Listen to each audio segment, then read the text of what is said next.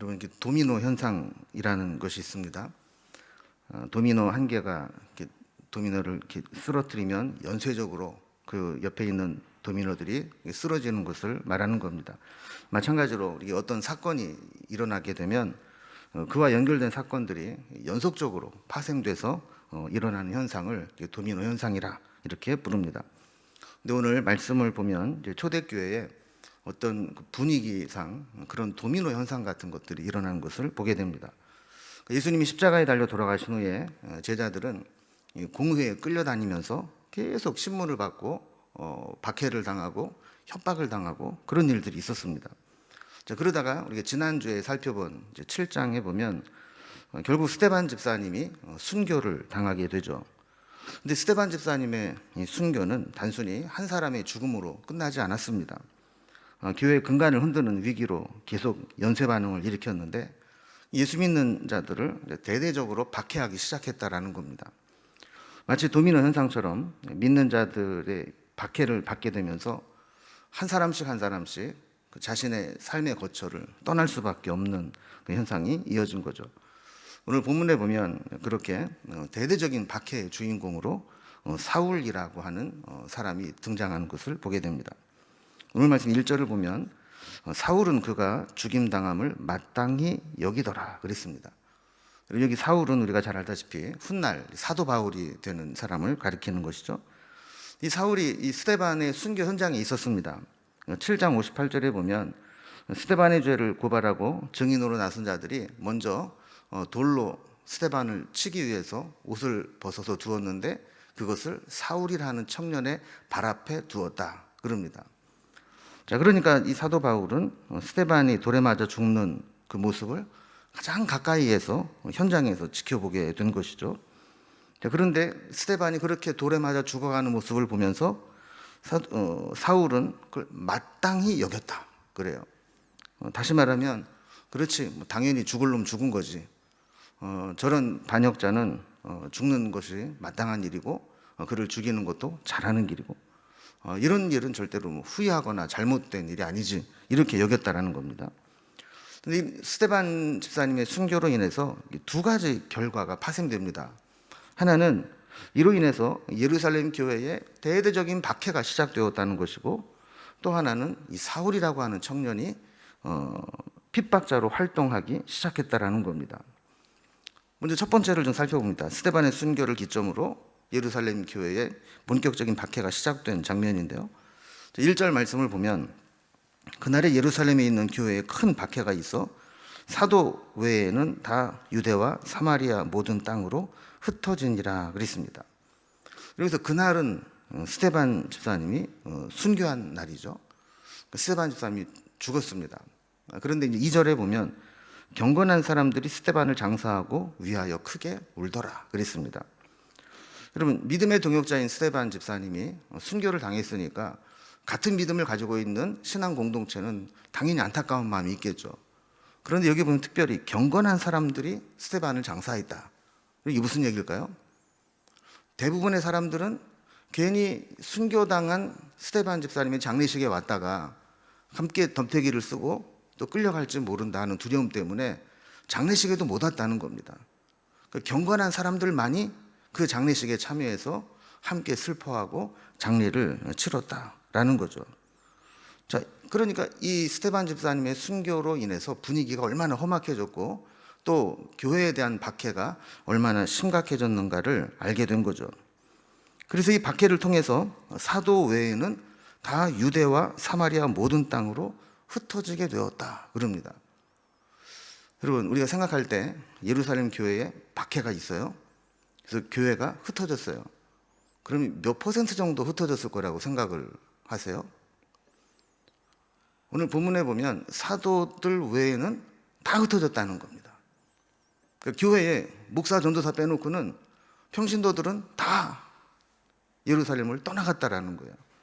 그러니 얼마나 심각한 일입니까? 예루살렘에 남아있다가는 더 이상 살아남을 수 없다라고 생각을 하게 되자 그들은 살기 위해서 예루살렘을 떠나서 유대와 사마리아 땅으로 흩어지게 되었다는 거예요. 여러분 보세요. 교회가 교인이 있어야 교회지. 여러분 아마 모르실 거예요. 코로나 시기에 아무도 없는데 혼자서 이렇게 막 설교하고 예배 인도하고 그럴 때 진짜 이상하더라고요, 이게 처음에는. 근데 그것도 막 몇 달 하니까 익숙해지긴 하던데요. 어쨌든 교회가 임시적으로 그런 게 아니라 교인이 하나도 없고 다 떠나가 버리고 아무도 없다 그러면 그게 얼마나 큰 위기입니까? 근데 예루살렘 교회가 바로 그런 상황이었다라는 거예요. 자, 스데반 집사님의 순교 이후에 나타난 두 번째 현상은 사울이 핍박자의 주인공으로 등장하기 시작했다라는 거예요. 3절 말씀을 보면 사울이 교회를 잔멸할 새 각 집에 들어가 남녀를 끌어다가 옥에 넘기니라 그랬습니다. 사울, 아까 얘기했던 사도 바울이 변화되기 전에 이 사울이라는 이름으로 활동을 했잖아요. 근데 그가 교회를 잔멸했다 그래요. 어느 정도로 잔멸했냐면 예수 믿는 사람이 있다라는 소식만 듣게 되면 그 집에까지 들어가서 끝내 색출을 해서 감옥에 갔죠. 그런 일을 했다는 거예요. 그러니까 여러분 7장에서만 하더라도 사울이 어떤 일을 했습니까?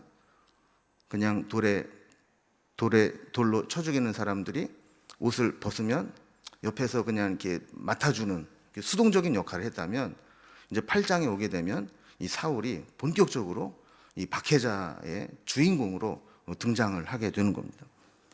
특히 여기 잔멸했다라는 것은 어떤 책에 보니까 이 멧돼지가 밭에 들어가서 막 닥치는 대로 농작물을 막 파헤치고 짓밟고 물어뜯고 하는 것과 마찬가지로 이 교인들이 있는 곳이라면 어디든지 가서 막 닥치는 대로 붙잡아다가 감옥에 가두었다, 이렇게 비유를 하는 것을 보게 되었습니다.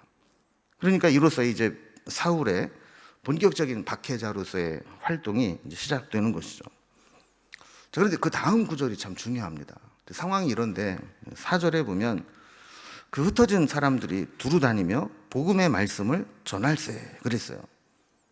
여러분, 박해로 인해서 흩어진 사람들은 사실 다른 말로 말하면 갑자기 피난을 떠난 사람입니다. 예루살렘에 막 그 핍박이 오고 박해가 오니까 야, 여기다가는 죽겠다 싶어서 떠나는 거예요. 그럼 떠나는 사람이 뭐 요즘 같으면 다 승용차 타고 뭐 떠나고 그러겠지만 옛날에야 뭐 그런 게 있습니까? 그러니까 우리가 어디 가더라도 좀 돈으로 바꿔 쓸 수 있는 거, 뭐 금반지 뭐 이런 거 몇 개 이제 챙겨가지고 피난을 떠난 겁니다. 그런데 그들이 피난 가서 한 일이 놀랍습니다. 그럼 우리가 만약에 예를 들어서 피난을 갔다. 그래서 어느 지역으로 낯선 곳에 갔다 그러면 우리는 제일 먼저 관심사가 어디 있을까요? 어디서 먹고 살아야 되나? 이 막막한 곳에서 내가 어떻게 먹고 살아야 되나? 그리고 이 텃세가 심할 텐데 어떻게 그들의 비율을 잘 맞추면서 여기 좀 비비고 살 수 있을까? 이런 생각을 하지 않겠습니까? 그런데 오늘 본문에 보면 그 흩어진 사람들이 어떻게 했다 그래요? 두루 다니면서 복음의 말씀을 전했다는 거예요. 그럼 보통 사람들 같으면 상상하지 못할 일이죠. 어떻게 하든지 내 일신상의 안위를 위해서, 내가 어떻게 살아남기 위해서 모든 목적이 그것이 될 텐데 지금 이 복음을 듣고 떠난 사람들은 두루 다니며 복음의 말씀을 전했다는 겁니다. 여러분, 이들이 흩어진 것은 자발적 이동이 아닙니다. 만약에 박해만 없었더라면 그들은 절대로 그걸 떠날 사람들이 아닙니다. 그런데 그들이 흩어져 가면서 사고의 전환이 일어난 겁니다. 왜 우리가 이렇게 떠나야 될까? 낯선 곳으로 가야 될까? 그러면서 그들은 여기 하나님의 뜻이 있다. 우리를 복음의 말씀을 전하도록 보내시는 것이다 라고 생각이 바뀐 것이죠. 여러분, 마치 요셉이 형들에 의해서 애굽으로 팔려가지 않습니까? 나중에 형들을 만나서 요셉이 내가 요셉이다 이렇게 얘기하니까 형들이 두려워 떨잖아요.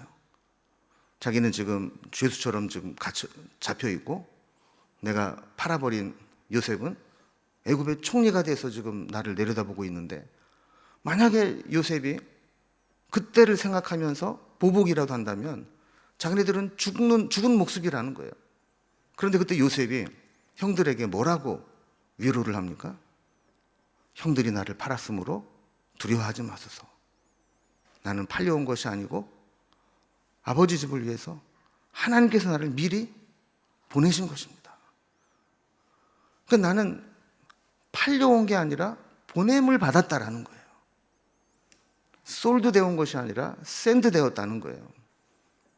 지금 이 예루살렘 교회의 성도들도 마찬가지였던 겁니다. 그들이 박해를 당해서 어쩔 수 없이 예루살렘을 떠나야 했지만 그들이 떠나면서 생각한 것은 뭐냐면 하나님이 이 사건을 통해서 우리로 하여금 복음을 전하지 못했던 곳에 복음을 전하도록 했구나. 이거를 깨닫게 되었다라는 겁니다. 이렇게 흩어져서 복음을 전하는데 유대와 사마리아로 흩어졌다 그래요. 근데 5절에 보면 빌립이라고 하는 집사님은 사마리아 성에 내려가서 그리스도를 전했다 그래요. 빌립이라고 하는 사람은 좀 가족적으로 영적으로 좀 민감한 부분이 있었던 것 같습니다. 사도행전 21장 8절과 9절을 보면 사도 바울이 3차 전도 여행을 마치고 예루살렘으로 이렇게 돌아가는 길에 가이사랴라는 곳에 들리게 됩니다.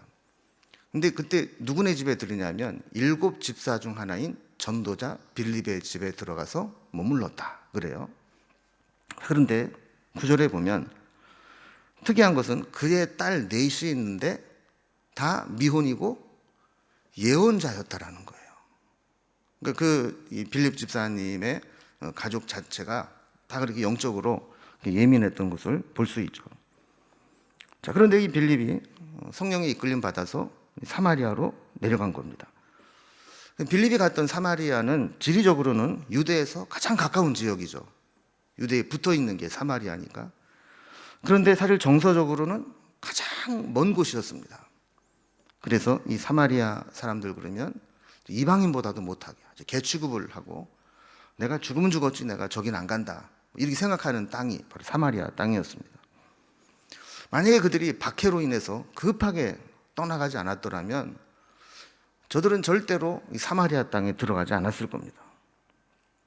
아마 그들은 박해가 없었더라면 예루살렘과 유대에 흩어져서 자기네들끼리 으쌰으쌰 하면서 주의 여기가 좋사오니 하면서 모여 있을 겁니다. 그럼 이걸 보면 이 박해라고 하는 것이 엄청나게 중요한 역할을 한 것을 보게 됩니다. 만약에 박해가 없었더라면 그들은 흩어지지 않았을 겁니다. 근데 박해 때문에 억지로라도 떠나게 됐고 사방으로 흩어지게 되었고 그들이 평소에는 가려고 엄두도 안 냈던 곳까지 들어가게 된 겁니다. 박해는 예루살렘 교회를 겸손하게 만들었고 사마리아인에 대한 차별과 멸시 그리고 자신들의 우월감과 편협한 생각들을 무너뜨리게 되었습니다. 이렇게 해서 첫 번째 선교사인 빌립이 탄생합니다. 집사 스데반이 설교자 스데반, 순교자 스데반이 된 것처럼 집사 빌립이 전도자 빌립이 되는 순간입니다. 여러분 원래 이 집사를 세운 목적이 뭐였죠? 사도들이 말씀을 전하고 기도하는데 시간을 온전히 쓰지 못하고 구제하고 교회 일을 하느라고 힘을 빼앗기게 되고 더더군다나 그 일을 하면서 이런저런 문제가 생기고 하니까 그런 일에 탁월한 사람들을 뽑아서 일을 맡기고 우리는 기도와 말씀 전하는 일에 전무하리라 해서 집사님들을 뽑았던 거예요. 그래서 이 집사님들이 교회에서 하는 일은 원래 구제와 접대 그리고 각 주에 보면 재정 출납 뭐 이런 일들이 담당하는 자였다라고 기록을 하고 있어요. 자, 그런데 제가 이 사도행전 강해를 7 집사님 때부터 계속 강조한 것이 있죠. 뭐냐면 이분들은 분명히 선출되기는 이런 봉사와 구제를 위해서 선출됐는데 성경에 보면 그분들이 이렇게 구제를 잘했다 이렇게 재정 지출을 잘했다 이런 내용은 하나도 안 나온다는 거예요. 7 집사님들이 전부 한결같이 말씀을 전하고 전도자가 되고 선교사가 되고 이런 모습으로 나오고 있는 거죠.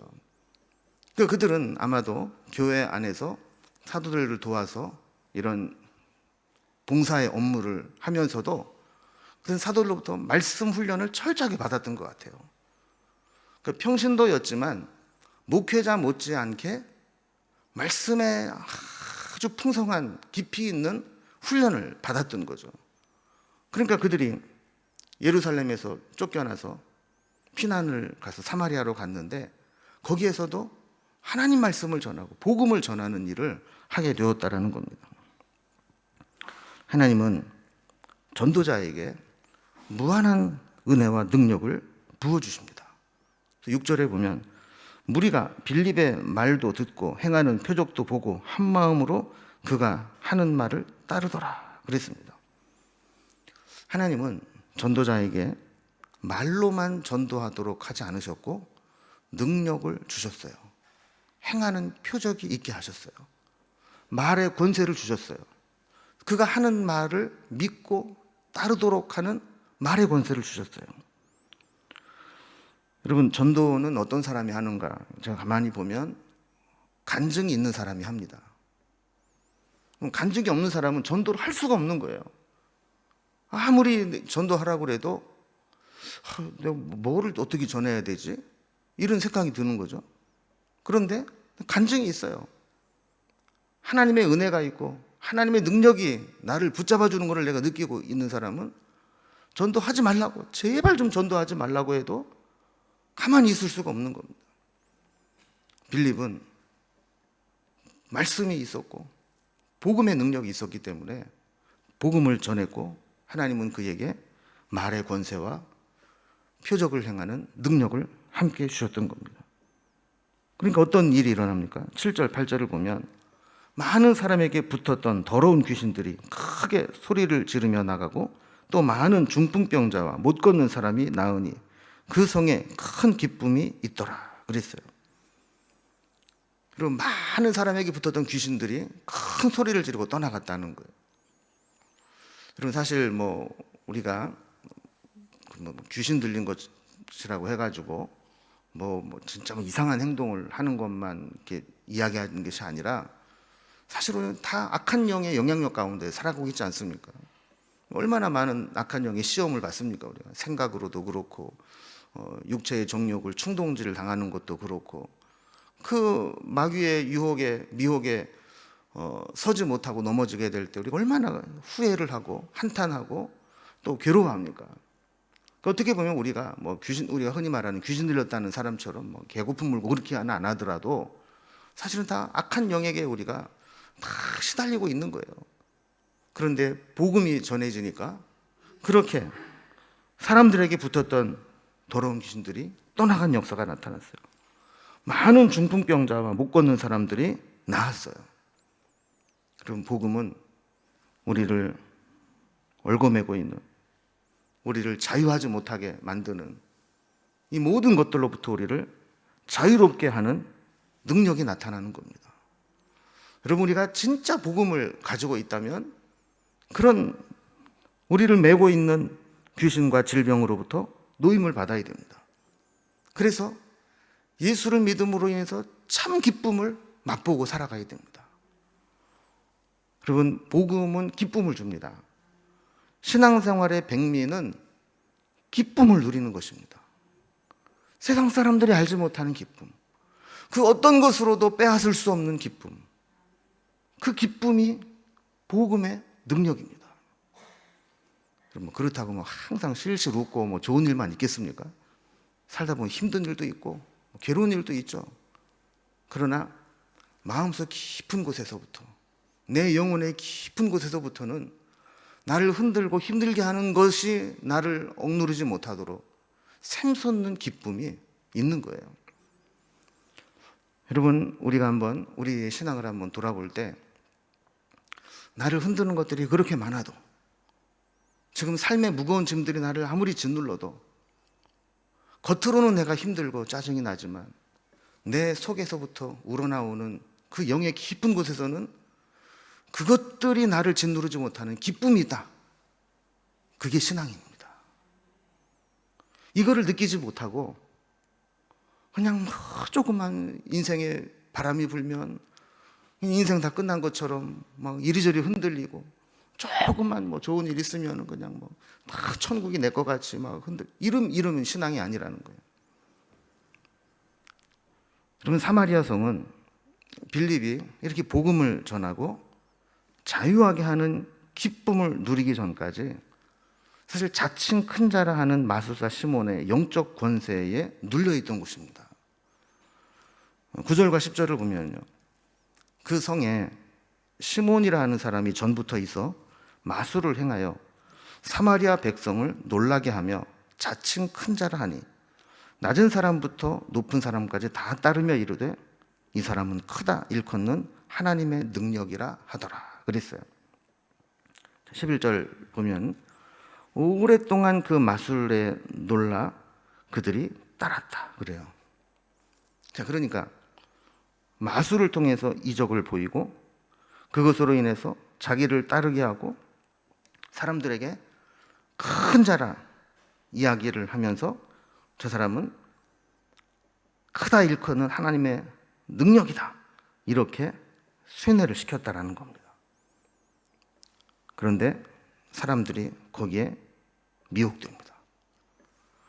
미혹되는 걸 보면 신분과 나이와 학벌과 관계가 없습니다. 미혹의 영이 임하면 정말 어쩔 수가 없습니다. 이단들 가운데도 보면 정말 훌륭하고 착한 사람들이 있는데 넘어가는 사람들이 있어요. 이 미혹의 영이 임하면 뭐 방법이 없는 거예요. 사마리아 성에도 낮은 사람부터 높은 사람까지 다 그를 따랐다. 그 악한 영에게 다 미혹돼서 그 악한 영의 영적 권세 아래 놓여 있었던 겁니다. 그런데 빌립이 어느 순간 보니까 사람들이 자기를 대하는 태도가 달라진 걸 느낀 겁니다. 왜 그런가 봤더니 12절에 있는 말씀처럼 빌립이 하나님의 나라와 및 예수 그리스도의 이름에 관하여 전도함을 그들이 믿고 남녀가 다 세례를 받으니 그랬어요. 그러니까 이 시몬이라고 하는 사람의 영적 권세 아래에 놓여있던 사람들이 빌립이 전한 전도를 받고 하나님이 어떤 분인지, 하나님의 나라가 이 땅에 어떻게 이루어지는지, 그리고 예수 그리스도의 이름이 어떤 능력이 있는지 이거를 전해 듣고 나니까 이게 빌립이 말하는 게 진짜가 아니었구나. 이 예수가 진짜구나. 그리고 전부 세례를 받았다는 거예요. 그러니까 여러분, 사람들이 진짜를 못 봤을 때는 가짜에게 미혹이 됐는데 진짜를 접하고 나니까 마술로 미혹하고 헛된 말로 사람들을 꼬드겼던 시몬이 가짜라는 것을 알게 되고 사람들이 진짜인 복음으로 나오게 되었다는 겁니다. 근데 그 뒤에 보면 재밌는 말이 나와요. 빌립이 금방 줄을 갈아탑니다. 그래서 13절에 보면 시몬도 믿고 세례를 받은 후에 전심으로 빌립을 따라다니며 그 나타나는 표적과 큰 능력을 보고 놀라니라 그랬어요. 빌립이 왜 그렇게 했는지는 다음 시간에 나오니까 그때 살펴보기로 하고, 시몬은 자기도 안 거예요. 자기가 가짜라는 거를 안 거죠. 내가 사람들을 미혹하고 사람들을 내 권세 아래 둔 것은 내가 진짜 영적인 권위가 있어서가 아니고 마술로, 트릭으로, 기술로 미혹했다는 걸 안 거예요. 그런데 빌립이 와서 전하는 것들을 보니까 진짜거든요. 그러니까 이 시몬의 생각에 어떤 생각이 드느냐, 저쪽으로 줄을 서야 되겠다. 그래서 빌립이 떠나고 나면 내가 그 자리를 차지해야 되겠다, 이런 생각을 하게 된 거죠. 자, 이제 오늘 이런 내용을 가지고 한 두 가지만 우리가 조금 더 좀 생각을 좀 해보고 교훈을 좀 얻어보려고 합니다. 이 첫 번째 우리가 좀 생각해 볼 것은 박해가 도리어 선교의 전환점이 되었다라는 겁니다.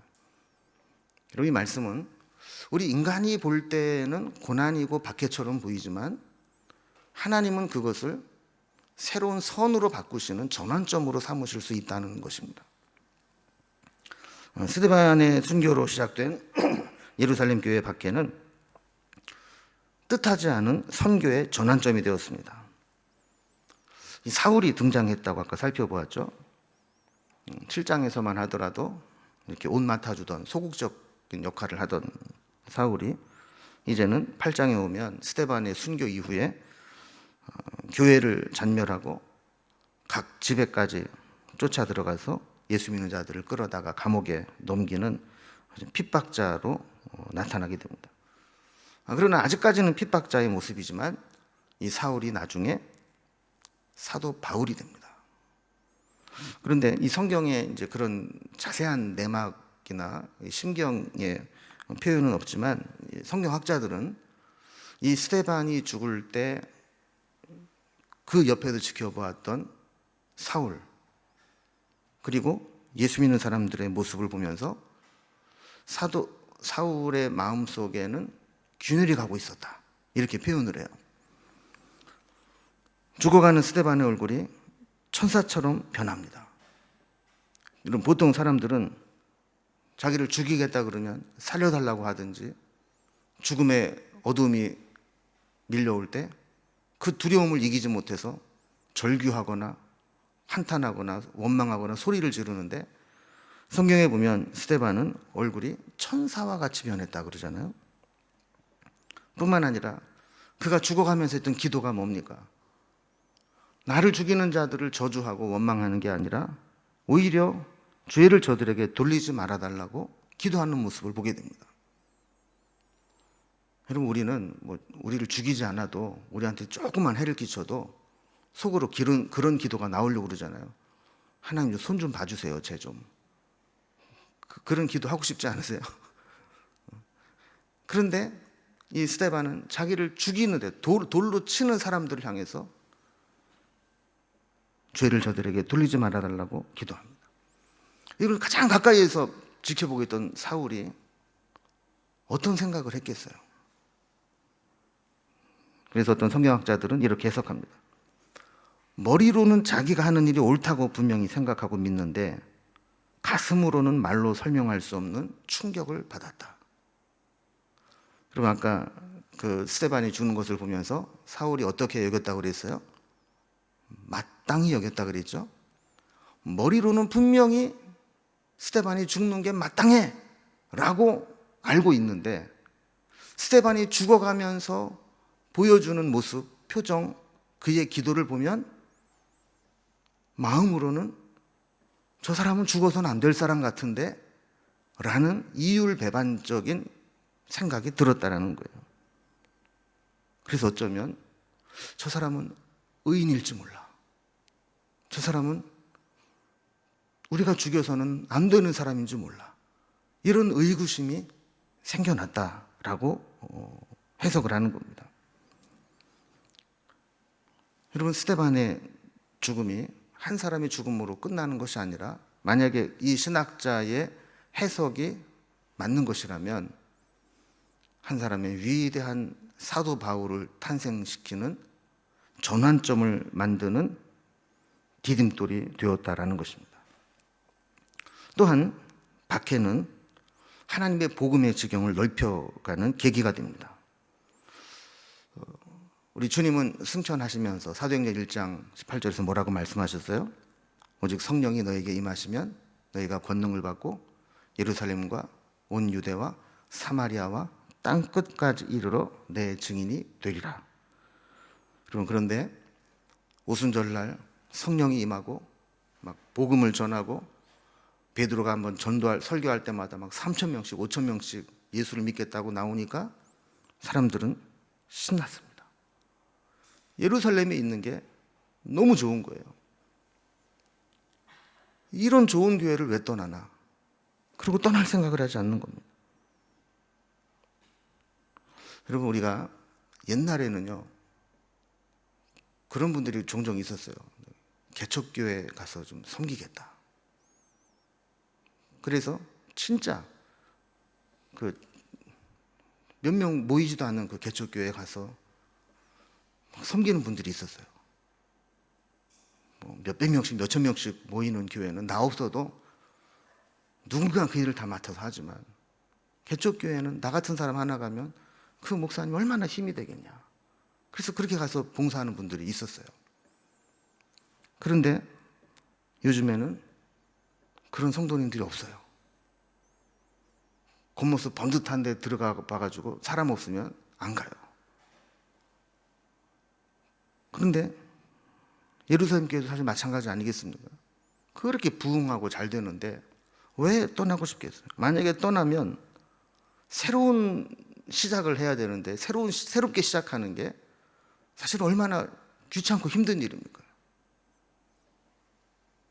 목사도 내 마음에 맞게 다 짜져 있고 프로그램 다 돌아가고 있고 그런 편안한 데 있는 게 좋지, 아무것도 안 되는 데 가가지고 새롭게 막 시작하고 그러면 이게 뭐 보통 에너지가 많이 필요한 게 아니잖아요. 그러니까 예루살렘 교회도 마찬가지였죠.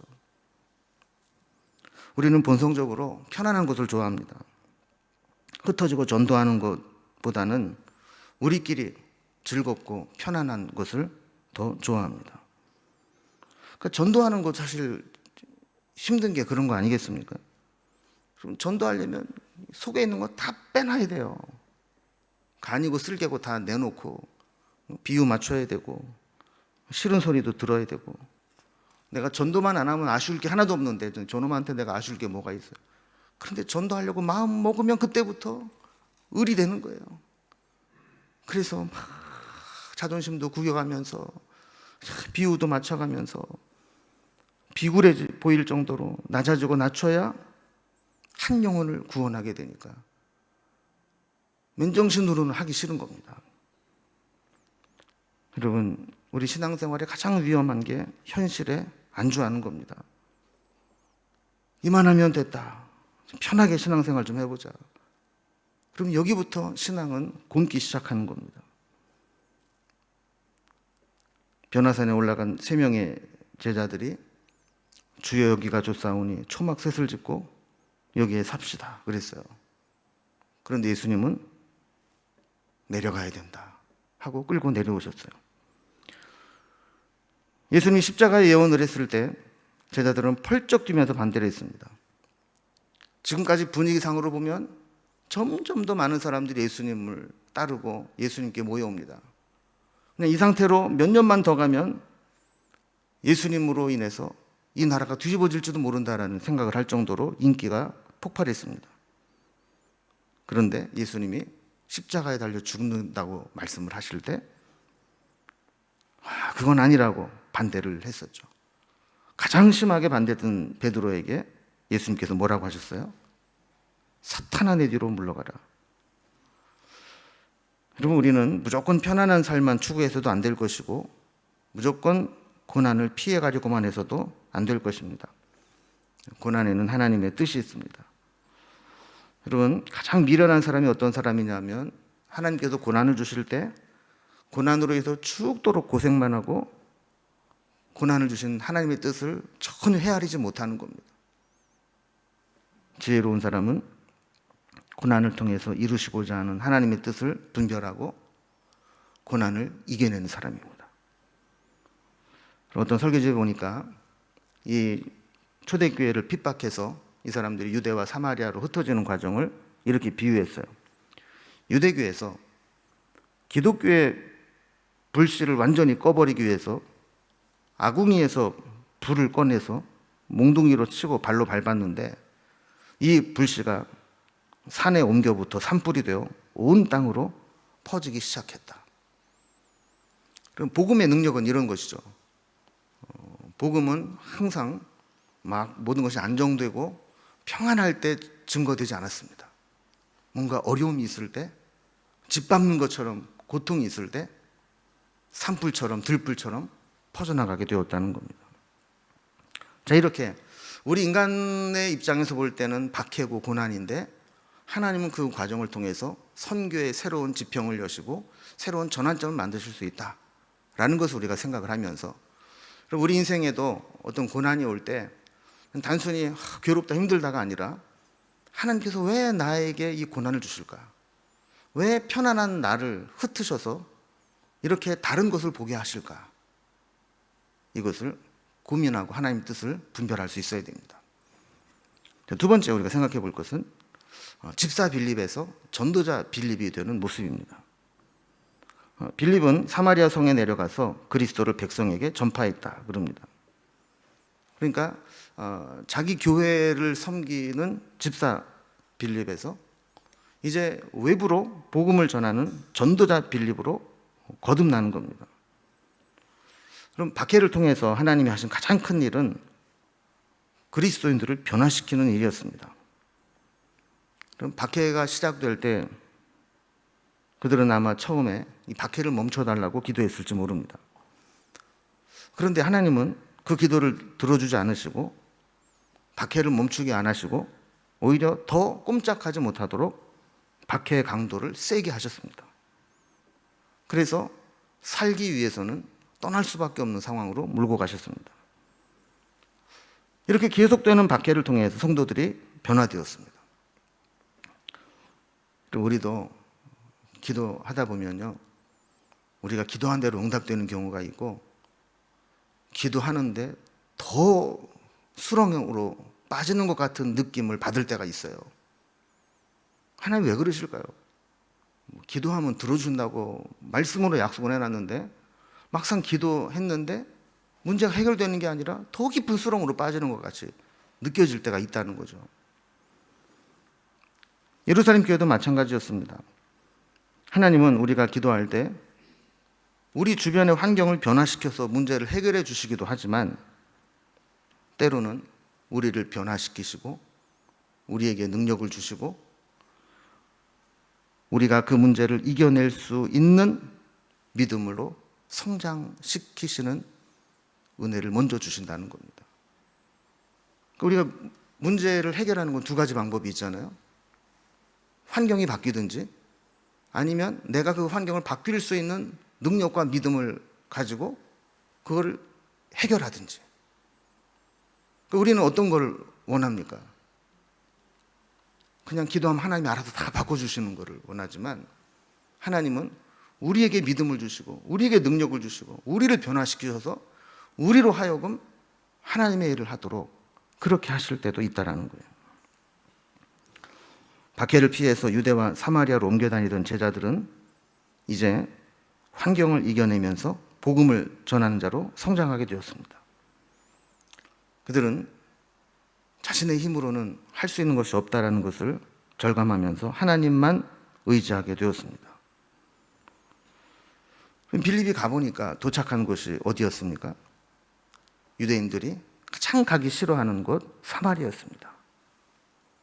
어쩌면 빌립도 사마리아로 목적지를 정해놓고 간 거는 아닐 수 있습니다.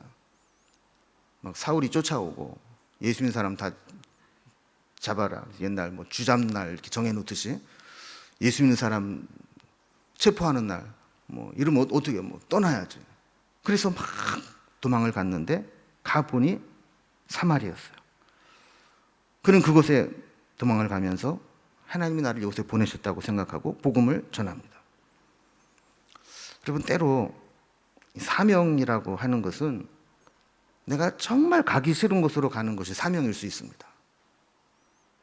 그러니까 나를 환영해 주는 것, 나를 잘 대접해 주는 것, 내가 가면은 성공할 수 있는 것, 이런 곳이 아니라 정말 가기 싫은 곳, 내가 하나님 저기만 아니면 내가 아무 데나 다 갈게요 한 그곳, 그것일 수 있다라는 것이죠. 복음이 아니라면 절대로 안 갈 곳이고 갈 생각도 안 할 곳이지만 복음 때문에 가는 것, 그것이 사명이고 전도자의 삶이라는 겁니다. 우리가 사도행전을 보면서 한 가지 도전을 받고 부담을 가져야 될 것은요, 그럼 만약에 우리가 지금 요새 우리 교회 분위기 좋아지고 있지 않습니까? 우리 교회 분위기 좋다고 해가지고 아싸 이제 오늘 얼마 만에 누려보는 은혜냐 그러면서 주 여기가 좋사오니, 그러고 우린 여기서 뭐 부흥할 필요도 없고 성장할 필요도 없고 사명 감당할 필요도, 그냥 우리끼리 그냥 즐겁게 삽시다 이러면 하나님께서는 반드시 우리를 흩으십니다. 내부에 막 분열을 일으켜서 우리를 막 흩으시든지 아니면 어떤 뭐 외적인 문제가 생겨서 어쩔 수 없이 떠나야 되든지, 하나님은 그런 일을 통해서라도 복음을 전파하실 겁니다. 그럼 그렇게 되지 않으면 어떻게 해야 될까요? 우리 스스로가 하나님이 주신 사명을 잊어서는 안 됩니다. 늘 우리는 흩어지는 교회로서의 사명을 감당해야 됩니다. 하나님의 목표는 예루살렘만이 아니라 온 유대와 사마리아와 땅끝까지 복음이 전파되는 것이었듯이 하나님의 은혜는 우리끼리 모이는 우리 교회가 목표가 아니라 우리 교회를 통해서 다음 세대가 세워지고 복음이 전파되고 죽어져가는 영혼들이 다시 모여지고 생명의 재생산이 일어나는 그런 교회가 되어야 한다라는 겁니다. 오늘 집사 빌립이 전도자 빌립이 되었던 것처럼 여러분 우리도 우리의 삶에 어떤 직업을 가지고 또 교회에서 어떤 형태로 봉사를 하든지 우리의 마음 중심에는 나는 복음을 전하는 자다. 나는 전도자의 삶을 살아야 된다. 이 본질을 잊지 않고 우리의 사명을 잘 감당하고 주님 만날 수 있는 저 여러분이 될 수 있기를 주님의 이름으로 기원합니다. 기도하겠습니다.